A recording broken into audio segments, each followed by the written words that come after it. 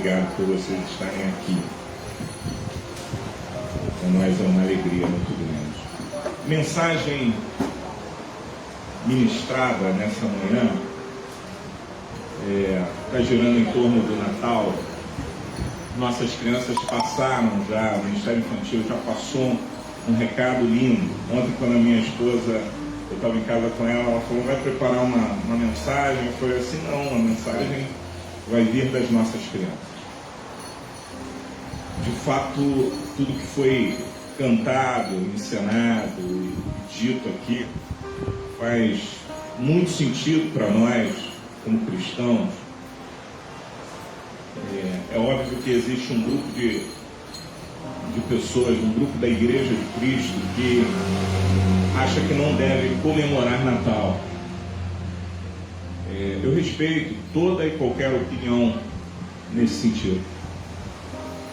Mas eu acredito que devemos sim parar sempre que possível para exaltar Jesus, seja da maneira que for, da forma que for. O Natal é o marco de esperança para a humanidade, ainda que outros entendam diferente, pensem diferente, celebrem diferente, mas Natal é o marco de esperança para a humanidade. A partir do nascimento de Jesus, algo acontece com o curso da humanidade. O curso da humanidade é transformado, é mudado. E existe um texto muito falado nesse período, né? Que é o texto de Isaías. Isaías foi o profeta mais messiânico dentre os profetas, o que mais anunciou Jesus, vivendo há 700 anos antes de Cristo.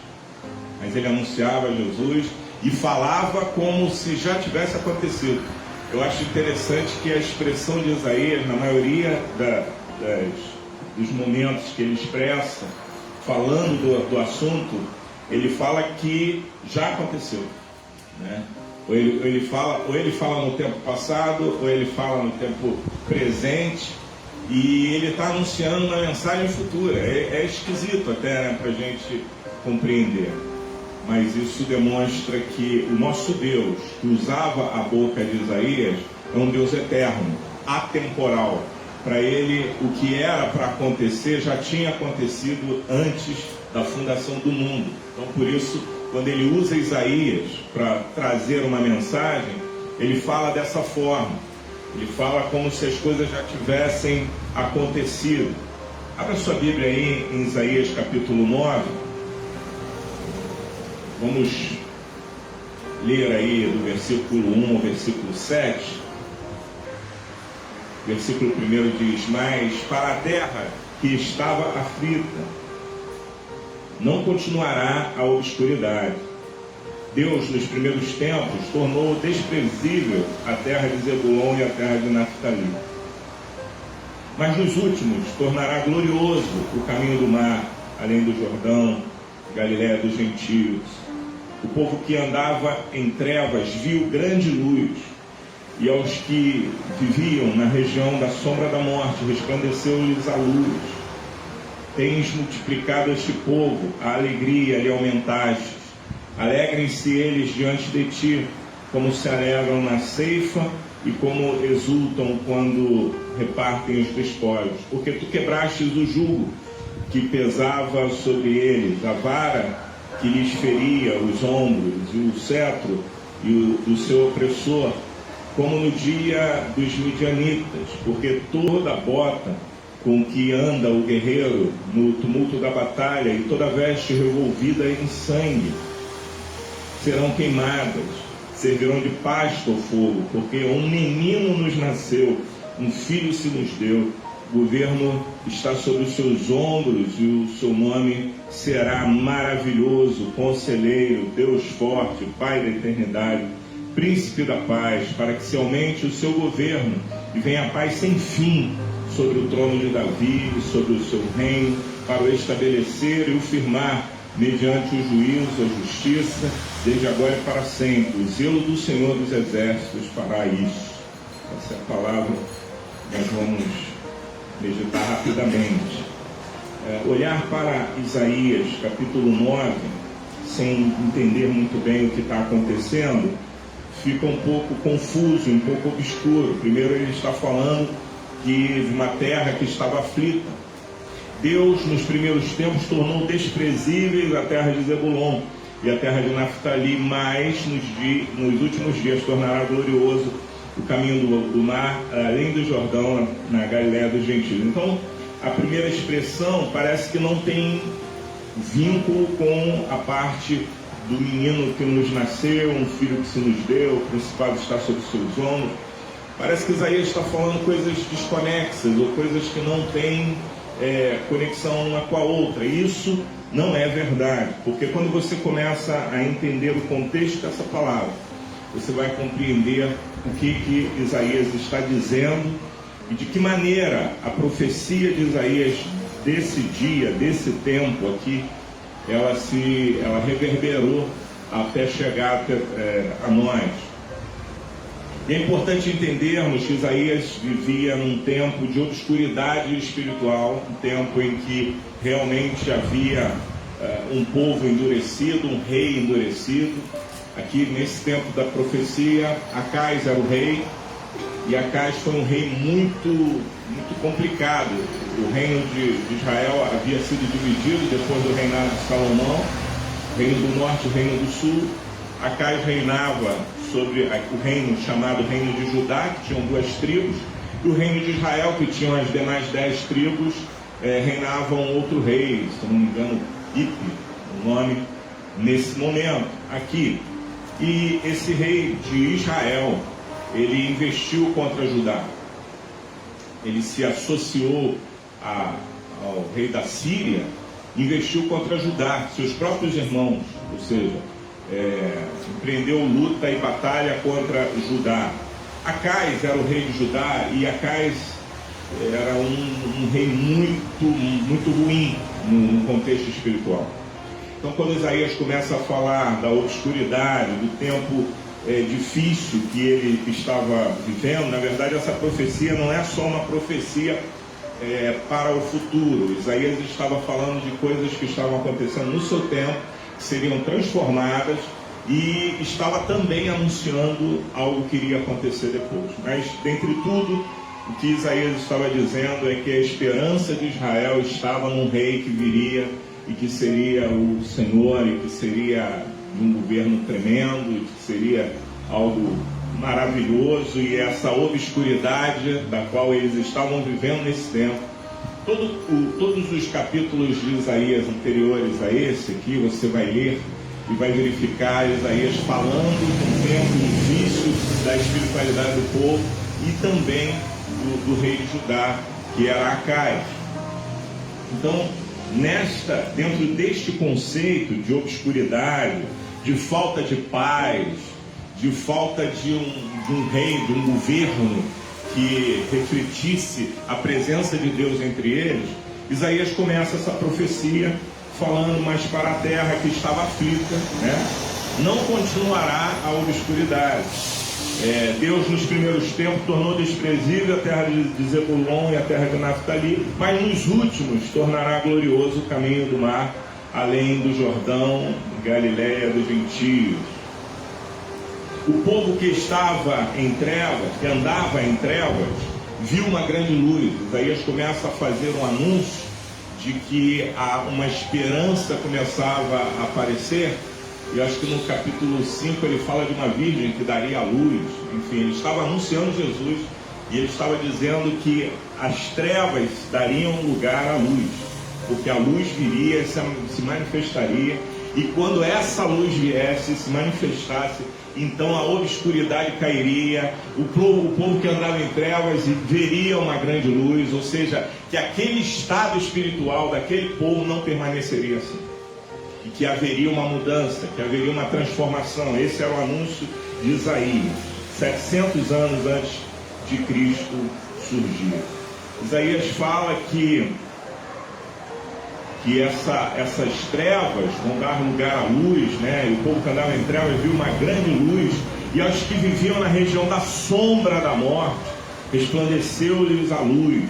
disse Isaías. Tens multiplicado este povo, a alegria lhe aumentastes, alegrem-se eles diante de ti, como se alegram na ceifa, como exultam quando reparte os despojos. E aí Isaías fala de uma mudança, de uma transformação, de um estado espiritual, de um abatimento, de um povo que andava em trevas. No capítulo 6, se eu não me engano, Isaías, quando é convocado, chamado por Deus, ele dá uma resposta, ele fala: mas eu sou um impuro, vivendo no meio de um povo impuro, né, de lábios impuros, então não tem condição de ser alguma coisa. Mas nesse capítulo, Isaías começa a anunciar que esse estado espiritual há de ser transformado, há de ser mudado, há de ser direcionado de forma diferente. E aí ele dá essa mensagem. E a partir do versículo 4, ele anuncia uma outra parte da mensagem que é fabulosa. Ele diz: porque tu quebraste o jugo que pesava sobre eles. A razão pela qual o povo começa a ter esperança e olhar com esperança para o anúncio de Isaías era que Deus estava quebrando o jugo. E ele fala que nessa quebra de jugo aconteceriam algumas coisas. A vara que os feria o lombo, ou seja, toda a escravidão, toda a opressão, ela seria quebrada, ela seria destruída. Ele diz: porque tu quebrastes o jugo que pesava sobre eles, e a vara que lhes feria os ombros, o cetro do seu opressor, como no dia dos midianitas. Porque toda bota com que anda o guerreiro no tumulto da batalha, e toda veste revolvida em sangue serão queimadas, servirão de pasto ao fogo. O anúncio de Isaías, quando ele estava para falar de Jesus, não era só que haveria uma mudança no estado espiritual de Israel, no contexto de que Israel mudaria todo o seu momento, seria transformado pelo advento do Senhor que estava para vir, né? Jesus que estava para vir.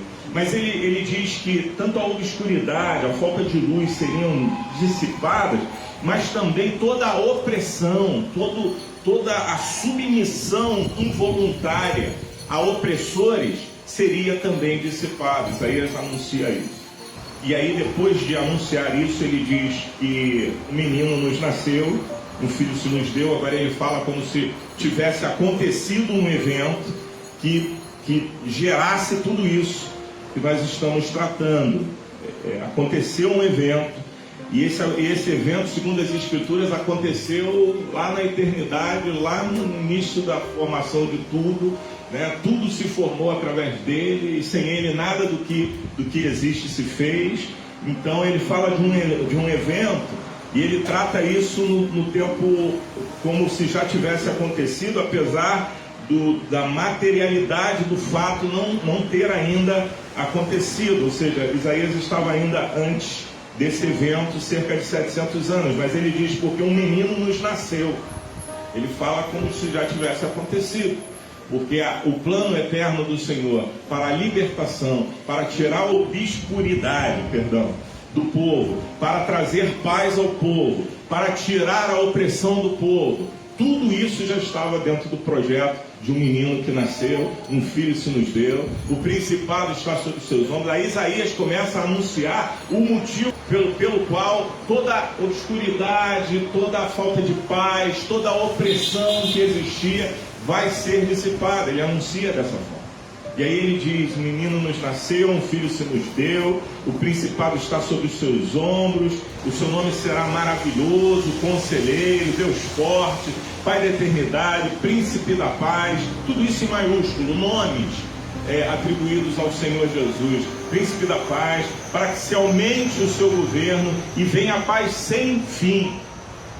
Isaías está anunciando um governo de paz sem fim sobre o trono de Davi, ou seja, já que Acais vivia reinando em Judá e era um sucessor, veio depois de Davi, veio depois de Salomão, e aí Acais agora numa tragédia de governo, espiritualmente falando, ele fez o holocausto do seu próprio filho, queimou seu filho oferecendo em holocausto.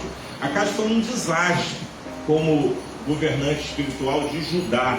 Mas Isaías fala assim: olha, Judá não é isso. Judá não ficará assim.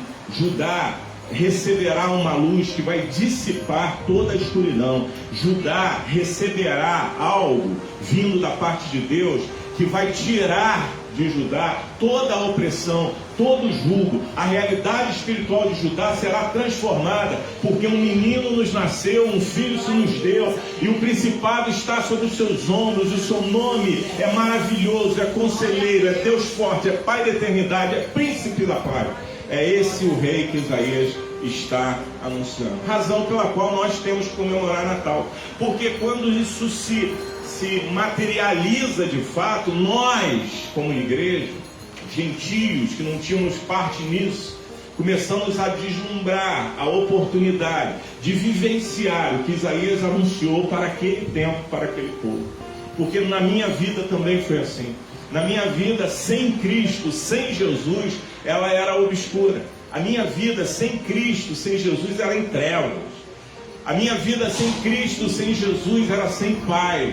A minha vida sem Cristo, sem Jesus, ela era uma vida de opressão. Como diz o texto aqui, que eu era oprimido. E isso tudo era como um jugo que pesava sobre mim. E a vara que me feria os lombos. Tudo isso faz sentido para mim a partir do momento que eu olho o meu estado espiritual antes de Jesus, antes da manifestação dele. E agora, quando Jesus entra, a Bíblia diz que ele tira todas as trevas, ele retira o jugo que estava sobre mim, né? Todo o açoite do inimigo, toda a opressão do inimigo também caiu quando um filho me nasceu, um menino nos nasceu, um filho se nos deu.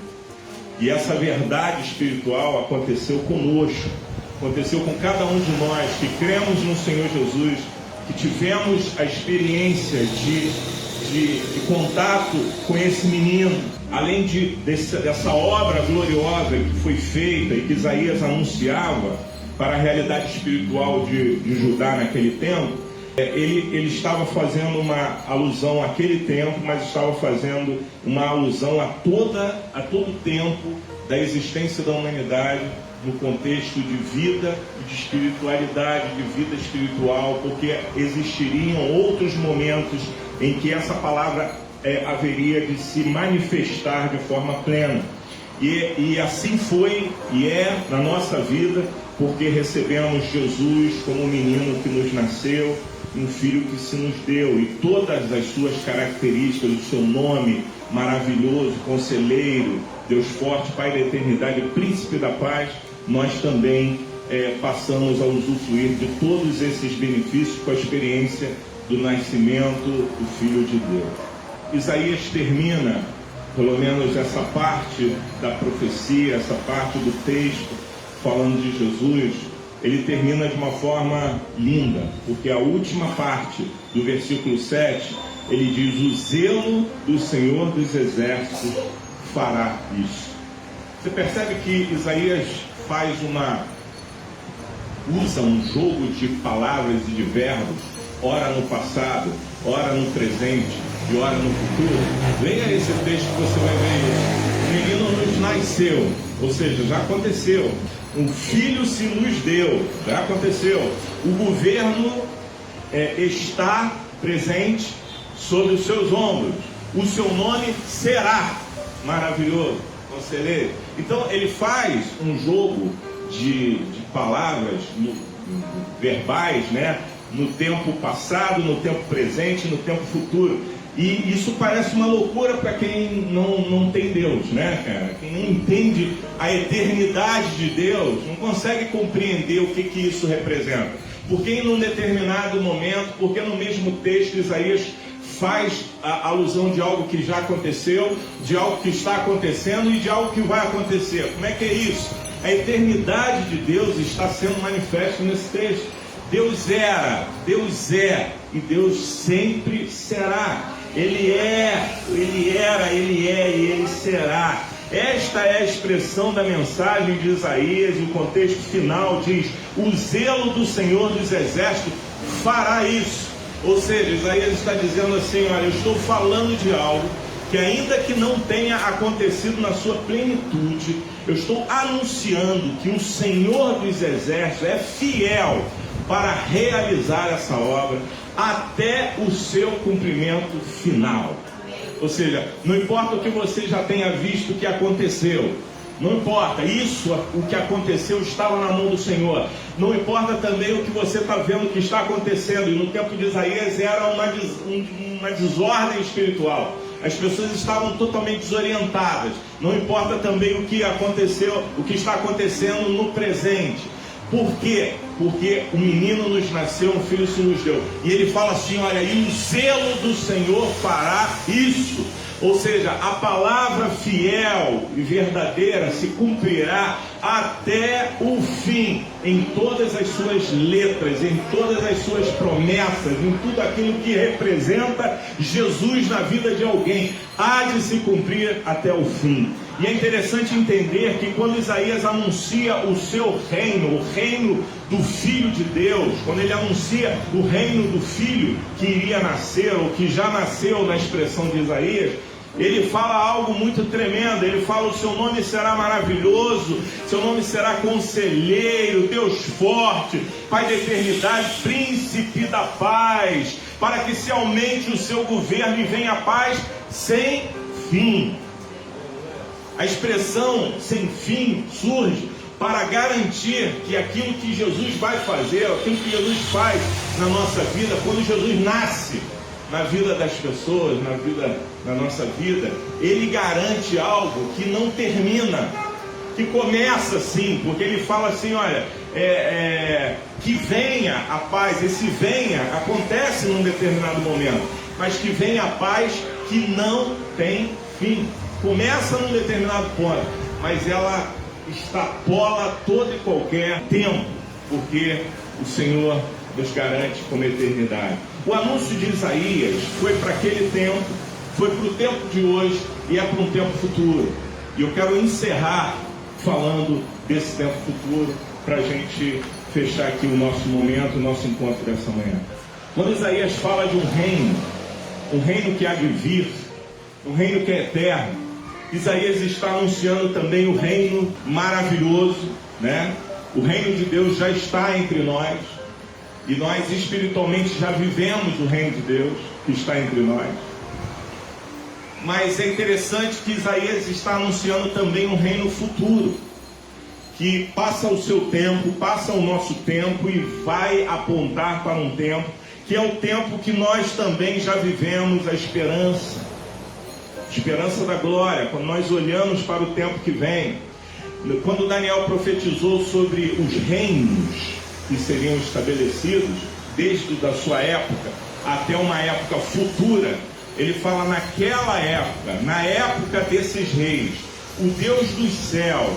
Ele estava falando primeiro dos reinos que se estabeleceriam, os reinos gentios. Dentre eles estava falando do reino do anticristo, que ainda virá, né? Está perto também de se cumprir essa profecia. E aí ele fala que na época desses reis, que é o do reino, do último reino dos gentios sobre a terra, o Deus dos céus estabelecerá um reino que jamais será destruído e que nunca será dominado por nenhum outro povo.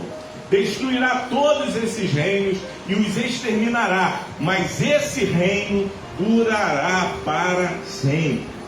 Isso foi anunciado por Daniel ao falar do reino daquele que Isaías anunciou como um menino que nos nasceu, um filho que nos deu.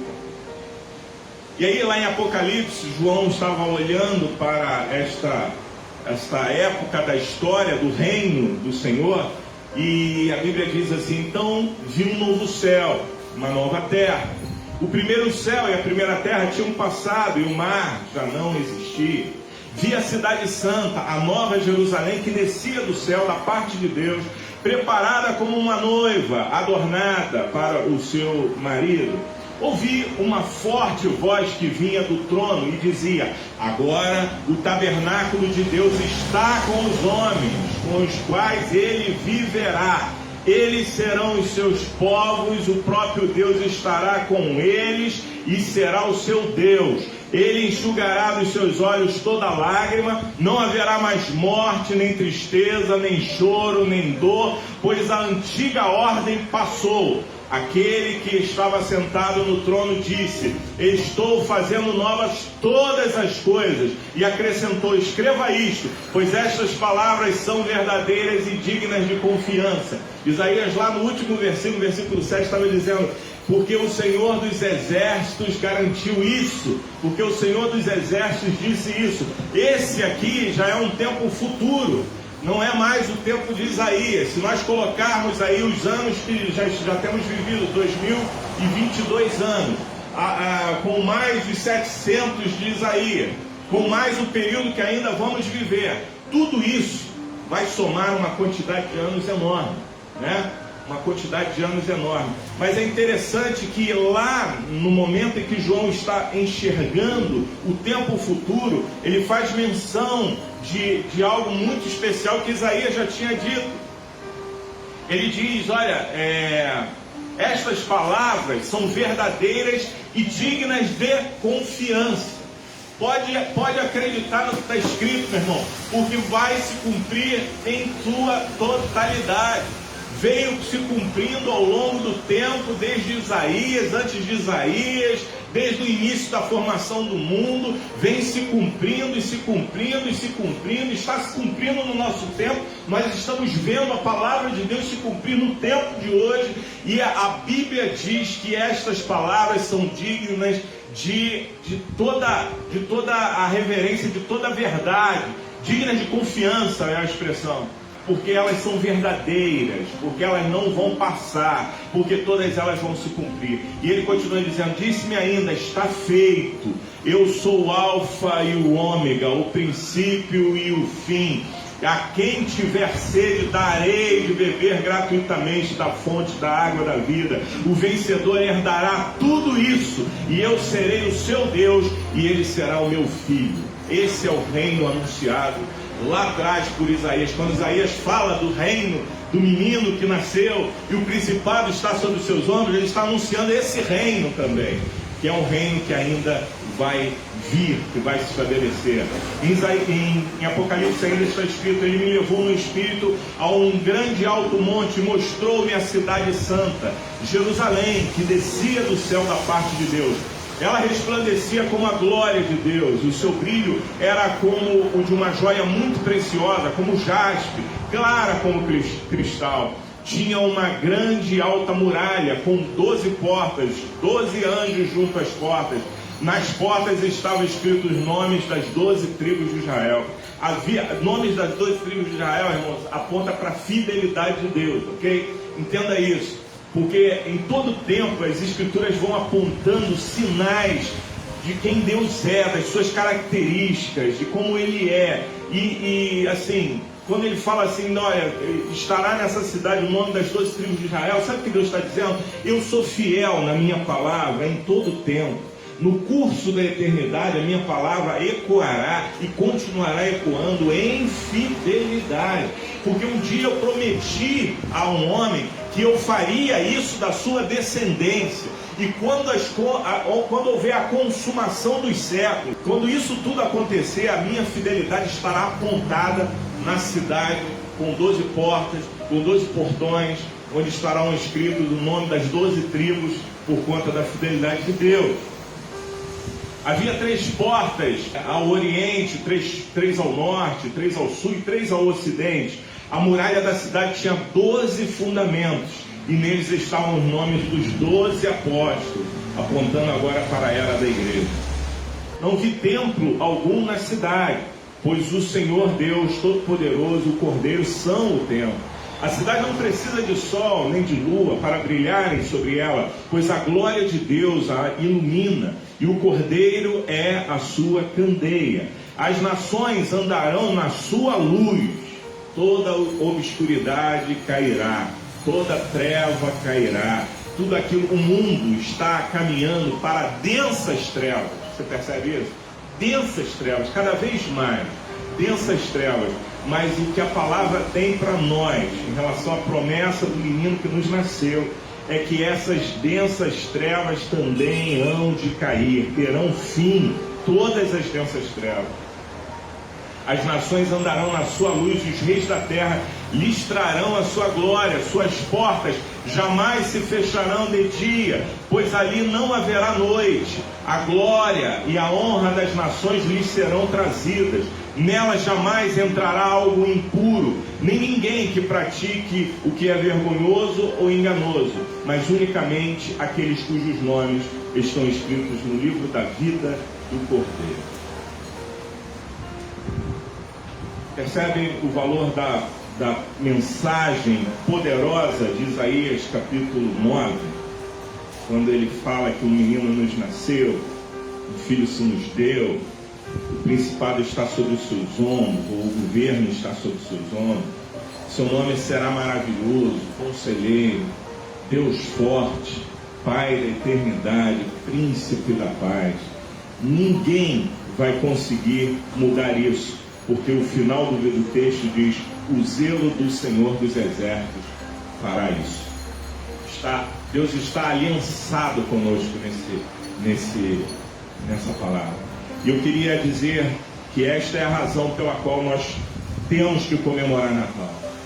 A igreja do Senhor, por mais que você ache, pense, ou já tenha te dito questões como essa, porque o Natal é uma festa pagã, porque Natal tem outro motivo, tem outra razão. Para mim, não. Desculpa. Quem acha que Natal tem outro motivo, outra razão de ser, tudo bem, pode ser que você não devesse estar comemorando Natal por esse motivo, por essa razão, pela forma como alguns enxergam o Natal. Eu não comemoro o Natal por conta de comida, eu não comemoro o Natal por conta de bebida. Se tiver comida eu vou comer como em qualquer outra data. Se tiver bebida eu vou beber como bebo em qualquer outra data. Se tiver condições de comprar uma roupa eu vou comprar como compraria em qualquer outra data. Mas a representação bíblica do Natal, e o que mais me importa, é saber que um menino nos nasceu, um filho se nos deu, o principado está sobre os seus ombros. O seu nome é maravilhoso, conselheiro, Deus forte, Pai da eternidade e príncipe da paz. Esse é o meu Natal. Esse é o Natal que nós comemoramos, que nós celebramos. Quando estamos com a nossa família, preste bem atenção nisso. Quando estamos com a nossa família no período de Natal, eu não me lembro de ter passado o Natal com a minha família, nem na casa dos meus pais, ter passado o Natal sem a observância da presença do Rei dos Reis, do Senhor dos Senhores entre nós. Tinha comida, tinha bebida, tinha roupa nova, tinha brinquedo, tinha um monte de coisa. Porque na verdade, se nós olharmos para isso de uma maneira positiva, porque muitas vezes as pessoas olham para isso sempre pelo aspecto negativo, mas se nós olharmos para os benefícios materiais que a gente possa usufruir no Natal, que seja uma comida, que seja uma bebida, que seja um presente, que seja qualquer coisa, nada vai obscurecer ou vai esconder o brilho daquele que trouxe para nós esperança, daquele que trouxe para nós alegria, daquele que trouxe para nós paz, a felicidade de estarmos com a nossa família, de estarmos com as pessoas que a gente ama. Tudo isso Jesus representa para mim. Então o Natal pode ser celebrado à medida que eu entendo que Jesus é o centro de todas as coisas que eu estou vivendo, experimentando naquele momento. Se eu estou alegre de celebrar com a minha família, se eu tenho a oportunidade de estar com os meus amigos, se eu tenho a oportunidade de estar com o meu filho do meu lado, se eu tenho essa oportunidade e se isso me traz alegria, é porque um menino nos nasceu, um filho se nos deu, o principado está sobre seus ombros, e o seu nome é maravilhoso, conselheiro, Deus forte, Pai da eternidade e príncipe da paz. A presença dele preenche o meu ser. A presença dele é que me traz alegria. A presença dele é que me outorgou e me outorga no dia de hoje a satisfação de ver uma apresentação como essa que as crianças fizeram aqui, que já entendem que o sentido é Jesus. O sentido do Natal é Jesus. Vai ter rabanada, vai ter bolinho, vai ter bacalhau, vai ter o que tiver. E se não tiver nada, Jesus estiver presente, esta é a razão da nossa alegria, este é o motivo do nosso Natal.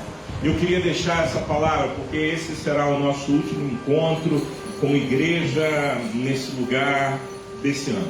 Espero em Deus que logo no segundo dia do ano seguinte, nós já estaremos aqui nos reunindo de novo em Santa Ceia.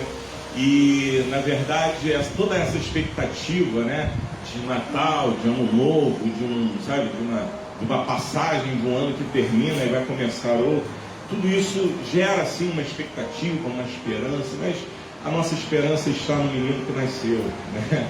E se ele nasceu, o seu reino eterno, que não tem fim, que ele já nos permite viver nesse tempo, né? Nós usufruímos da alegria de vivermos no reino, mas isso ainda vai se cumprir de forma plena quando ele estiver governando, reinando sobre a terra, e nós vamos estar vivendo para sempre com ele. Essa é a palavra de Natal que eu queria trazer para você, meu irmão, para você, minha irmã, fazendo aí, pode chamar, fazendo aí um fechamento daquilo que as nossas crianças já apresentaram. Quero de verdade que você entenda isso. Não estamos pregando heresias e nem tampouco incentivando ninguém a fazer coisas que não devem, no sentido de fazer festas, celebrar festas pagãs. O que nós estamos dizendo é que para nós que somos cristãos, a nossa festa, o nosso Natal tem sentido, tem um significado. O significado está naquilo que Isaías trouxe para nós. O menino nos nasceu, você pode dizer isso comigo? Porque o menino nos nasceu, um filho se nos deu, o principado está sobre os seus ombros, o seu nome será maravilhoso, conselheiro, Deus forte, Pai da eternidade, príncipe da paz. Tudo que a gente precisa mais do que isso. Amém? Recebe essa palavra? Amém.